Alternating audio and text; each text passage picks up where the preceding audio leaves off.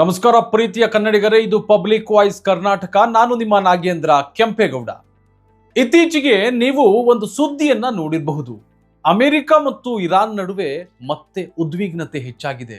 ಈ ಒಂದು ಸುದ್ದಿಯನ್ನ ನೋಡಿದ ತಕ್ಷಣ ಅವ್ರ ದೇಶದ ವಿಷಯ, ನಮಗೇನು ಅದನ್ನ ಕಟ್ಕೊಂಡು ಅಂತ ನಿಮಗೆ ಅನಿಸಬಹುದು. ಆದರೆ ಅಷ್ಟು ಸುಲಭವಾಗಿ ನಿರ್ಲಕ್ಷ್ಯ ಮಾಡುವಂತಹ ವಿಷಯ ಇದು ಅಲ್ಲ. ಯಾಕೆ ಅಂದ್ರೆ ಈ ಒಂದು ಬೆಳವಣಿಗೆ ಏನಿದೆ, ಈ ಬೆಳವಣಿಗೆ ಪೆಟ್ರೋಲ್ ಮತ್ತು ಡೀಸೆಲ್ ಬೆಲೆ, ಭಾರತದ ಆರ್ಥಿಕತೆ ಮತ್ತು ನಮ್ಮ ದೈನಂದಿನ ಜೀವನದ ಮೇಲೂ ಕೂಡ ಪರಿಣಾಮ ಬೀರುವಂತಹ ಸಾಧ್ಯತೆ ಹೆಚ್ಚಿದೆ. ಈ ಒಂದು ವಿಡಿಯೋದಲ್ಲಿ 3 ಪ್ರಮುಖ ಪ್ರಶ್ನೆಗಳಿಗೆ ಉತ್ತರವನ್ನ ತಿಳಿದುಕೊಳ್ಳೋಣ. ದಯವಿಟ್ಟು ಕೊನೆಯ ತನಕ ವಿಡಿಯೋವನ್ನ ಮಿಸ್ ಮಾಡದೆ ನೋಡಿ. ಮೊದಲನೇದು, ಅಮೆರಿಕ ಮತ್ತು ಇರಾನ್ ನಡುವೆ ಈಗ ಪ್ರೆಸೆಂಟ್ ಏನಾಗ್ತಾ ಇದೆ. ಎರಡನೆಯದು, ಹಾರ್ಮುಜ್ ಜಲಸಂಧಿ ಅಂದ್ರೆ ಏನು, ಅದು ಯಾಕೆ ಅಷ್ಟು ಮುಖ್ಯ. ಮೂರನೆಯದು, ಈ ಒಂದು ಬೆಳವಣಿಗೆಯಿಂದ ಭಾರತಕ್ಕೆ ನಿಜವಾಗೂ ಕೂಡ ಏನು ಪರಿಣಾಮ ಆಗಬಹುದು. ಇವೆಲ್ಲವನ್ನು ಕೂಡ ಬಹಳ ಸರಳವಾಗಿ ತಿಳಿದುಕೊಳ್ಳೋಣ. ಯಾರೆಲ್ಲ ನಮ್ಮ ಚಾನಲ್ನ ಹೊಸದಾಗಿ ನೋಡ್ತಾ ಇದ್ದೀರಾ, ದಯವಿಟ್ಟು ಸಬ್ಸ್ಕ್ರೈಬ್ ಮಾಡಿ. ನಿಮ್ಮ ಒಂದೊಂದು ಸಬ್ಸ್ಕ್ರೈಬ್ ಕೂಡ ಇನ್ನಷ್ಟು ಒಳ್ಳೊಳ್ಳೆ ವಿಚಾರಗಳನ್ನ ಹೇಳೋದಕ್ಕೆ ನಮಗೂ ಕೂಡ ಅನುಕೂಲ ಆಗುತ್ತೆ. ಏನು ಗೆಳೆಯರೆ, ಮೊದಲು ಈಗಿನ ಪರಿಸ್ಥಿತಿಯನ್ನು ನಾವು ಅರ್ಥ ಮಾಡ್ಕೊಳ್ಳೋಣ. ಪ್ರೆಸೆಂಟ್ ಸಿಚುವೇಶನ್ ಹೇಗಿದೆ. ಇತ್ತೀಚಿನ ದಿನಗಳಲ್ಲಿ ಅಮೆರಿಕ ಮತ್ತು ಇರಾನ್ ನಡುವಿನ ಉದ್ವಿಗ್ನತೆ ಇನ್ನಷ್ಟು ಹೆಚ್ಚಾಗ್ತಾ ಇದೆ.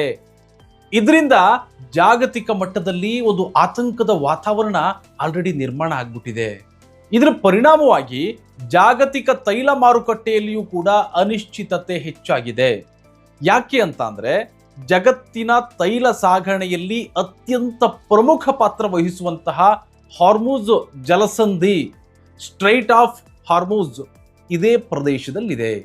ಈ ಮಾರ್ಗದಲ್ಲಿ ಯಾವುದೇ ಒಂದು ಅಡಚಣೆ ಉಂಟಾದರೂ ಕೂಡ ಜಾಗತಿಕ ತೈಲ ಸರಬರಾಜು ಮತ್ತು ಬೆಲೆಗಳ ಮೇಲೆ ಪರಿಣಾಮ ಬೀರುವಂತಹ ಸಾಧ್ಯತೆ ಹೆಚ್ಚು ಇದೆ ಅಂತ ತಜ್ಞರು ಹೇಳ್ತಾ ಇದ್ದಾರೆ.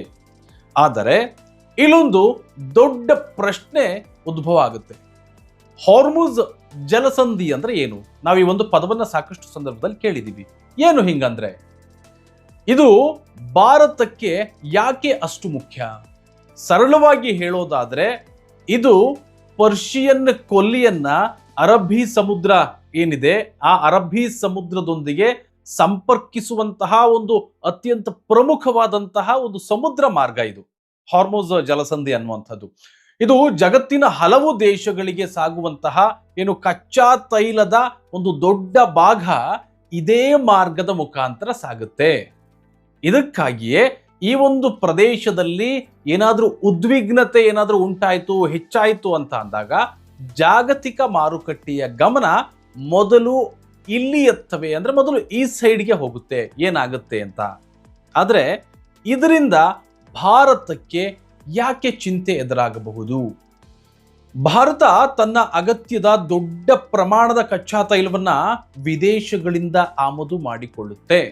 ಹೀಗಾಗಿ ಜಾಗತಿಕ ಮಾರುಕಟ್ಟೆಯಲ್ಲಿ ಕಚ್ಚಾ ತೈಲದ ಬೆಲೆಯಲ್ಲಿ ದೊಡ್ಡ ಏರಿಳಿತಗಳೇನಾದರೂ ಉಂಟಾಯಿತು ಅಂತ ಅಂದ್ರೆ ಅದರ ಪರಿಣಾಮ ನಮ್ಮ ಭಾರತ ದೇಶದ ಮೇಲೂ ಕೂಡ ಬೀಳುವಂತಹ ಸಾಧ್ಯತೆ ಹೆಚ್ಚಾಗಿರ್ತದೆ. ಆದ್ರೆ ಒಂದು ವಿಷಯವನ್ನ ನಾವು ಸ್ಪಷ್ಟವಾಗಿ ಅರ್ಥ ಮಾಡ್ಕೋಬೇಕು. ಜಾಗತಿಕ ಮಾರುಕಟ್ಟೆಯಲ್ಲಿ ತೈಲದ ಬೆಲೆ ಏರಿತು ಅಂತ ಅಂದ್ರೆ ಮರುದಿನವೇ ಭಾರತದಲ್ಲಿ ಪೆಟ್ರೋಲ್ ಮತ್ತು ಡೀಸೆಲ್ ಬೆಲೆ ಹೆಚ್ಚಾಗುತ್ತೆ ಅಂತ ಅರ್ಥ ಅಲ್ಲ. ಯಾಕೆಂದ್ರೆ ಇದರ ಮೇಲೆ ಅಂತಾರಾಷ್ಟ್ರೀಯ ಕಚ್ಚಾ ತೈಲದ ಬೆಲೆ, ಸರ್ಕಾರದ ನೀತಿಗಳು, ತೆರಿಗೆ, ರೂಪಾಯಿ ಮತ್ತು ಡಾಲರ್ ವಿನಿಮಯ ದರ ಮತ್ತು ತೈಲ ಕಂಪನಿಗಳ ಬೆಲೆಯ ನಿರ್ಧಾರ, ಇವೆಲ್ಲವೂ ಕೂಡ ಒಟ್ಟಾಗಿ ಪರಿಣಾಮವನ್ನು ಬೀರುವಂಥದ್ದು.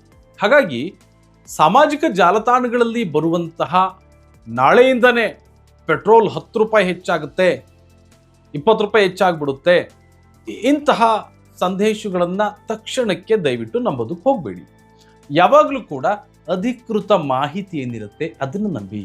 ಆದರೆ ಒಂದು ವೇಳೆ ಈ ಒಂದು ಉದ್ವಿಗ್ನತೆ ಏನಾದರೂ ದೀರ್ಘಕಾಲಕ್ಕೆ ಏನಾದರೂ ಮುಂದುವರೆದ್ರೆ ಏನಾಗಬಹುದು?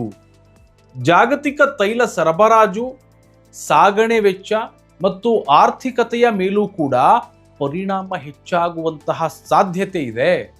ಹಾಗಾದ್ರೆ ಇಂತಹ ಪರಿಸ್ಥಿತಿಯಲ್ಲಿ ಭಾರತ ಸರ್ಕಾರ ಏನು ಮಾಡಬಹುದು?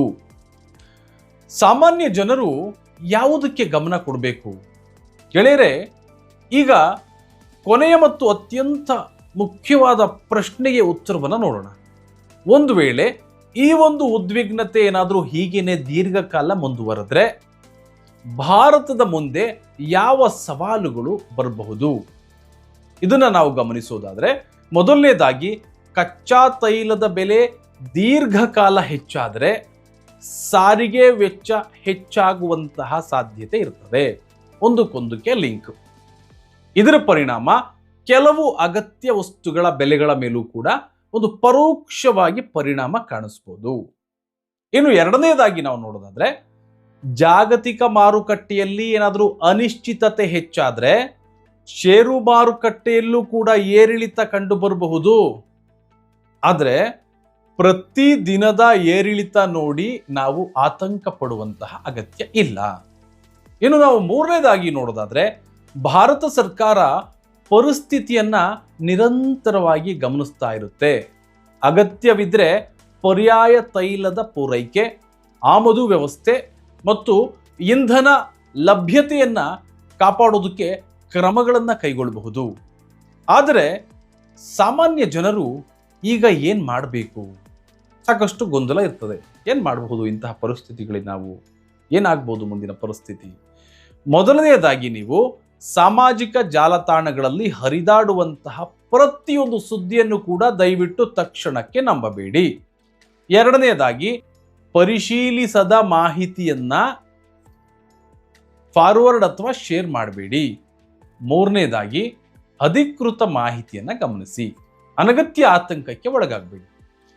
ಏನು ಸ್ನೇಹಿತರೆ, ಅಮೆರಿಕ ಮತ್ತು ಇರಾನ್ ನಡುವಿನ ಈ ಒಂದು ಉದ್ವಿಗ್ನತೆ ಮುಂದಿನ ದಿನಗಳಲ್ಲಿ ಯಾವ ದಿಕ್ಕನ್ನ ಪಡೆಯುತ್ತೆ ಅನ್ನೋದನ್ನ ಈಗಲೇ ನಾವು ಖಚಿತವಾಗಿ ಹೇಳೋದಕ್ಕೆ ಸಾಧ್ಯವಿಲ್ಲ. ಆದರೆ ಜಾಗತಿಕ ಮಟ್ಟದಲ್ಲಿ ನಡೆಯುವಂತಹ ಇಂತಹ ಬೆಳವಣಿಗೆಗಳ ಮೇಲೆ ಕಣ್ಣಿಟ್ಟಿರುವಂಥದ್ದು ಪ್ರತಿಯೊಬ್ಬರಿಗೂ ಕೂಡ ಮುಖ್ಯ. ನಾವು ಕೂಡ ಈ ಬೆಳವಣಿಗೆಗಳನ್ನು ಗಮನಿಸ್ತಾ ಇರೋಣ. ಯಾವುದೇ ಪ್ರಮುಖ ಅಪ್ಡೇಟ್ ಬಂದರೆ ಅದರ ಬಗ್ಗೆ ಪರಿಶೀಲಿತ ಮಾಹಿತಿಯೊಂದಿಗೆ ನಾವು ನಿಮಗೆ ತಿಳಿಸುವಂತಹ ಪ್ರಯತ್ನವನ್ನು ಮಾಡ್ತಾ ಇರ್ತೀವಿ. ಈ ವಿಡಿಯೋ ಉಪಯುಕ್ತವಾಗಿದೆ ಅಂತ ಏನಾದರೂ ನಿಮಗೆ ಅನಿಸಿದರೆ ದಯವಿಟ್ಟು ಲೈಕ್ ಮಾಡಿ, ನಿಮ್ಮ ಸ್ನೇಹಿತರು ಮತ್ತು ಕುಟುಂಬದವ್ರ ಜೊತೆ ಶೇರ್ ಮಾಡಿ, ಮತ್ತು ಇಂತಹ ಪರಿಶೀಲಿತ, ಸರಳ ಮತ್ತು ನಿಷ್ಪಕ್ಷಪಾತವಾದಂತಹ ಮಾಹಿತಿಗಾಗಿ ಪಬ್ಲಿಕ್ ವಾಯ್ಸ್ ಕರ್ನಾಟಕ ಯೂಟ್ಯೂಬ್ ಚಾನಲನ್ನು ಸಬ್ಸ್ಕ್ರೈಬ್ ಮಾಡಿ. ನಿಮ್ಮ ಅಭಿಪ್ರಾಯವನ್ನು ಕಾಮೆಂಟ್ನಲ್ಲಿ ತಿಳಿಸಿ. ಇನ್ನೊಂದು ವಿಶೇಷ ಸುದ್ದಿಯೊಂದಿಗೆ ನಾನು ನಿಮಗೆ ಸಿಗ್ತೀನಿ. ಧನ್ಯವಾದಗಳು.